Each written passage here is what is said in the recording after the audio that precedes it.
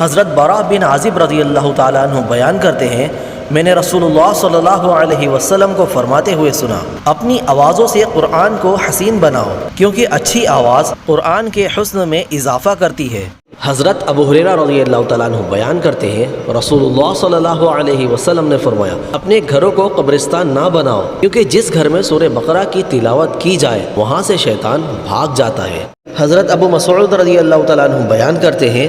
رسول اللہ صلی اللہ علیہ وسلم نے فرمایا، سورہ بقرہ کی آخری 2 آیتیں ایسی ہے کہ جو شخص رات کے وقت انہیں پڑھ لے تو وہ اس کے لیے کافی ہو جاتی ہے۔ حضرت معاویہ رضی اللہ تعالیٰ عنہ روایت کرتے ہیں کہ رسول اللہ صلی اللہ علیہ وسلم نے ارشاد فرمایا،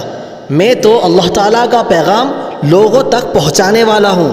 اور ہدایت تو اللہ تعالیٰ ہی دیتا ہے، میں تو مال تقسیم کرنے والا ہوں اور عطا کرنے والا تو اللہ تعالیٰ ہی ہے۔ حضرت عثمان بن عفان رضی اللہ تعالیٰ عنہ سے روایت ہے کہ رسول اللہ صلی اللہ علیہ وسلم نے ارشاد فرمایا، تم میں سب سے بہتر شخص وہ ہے جو قرآن شریف کو سیکھے اور سکھائے۔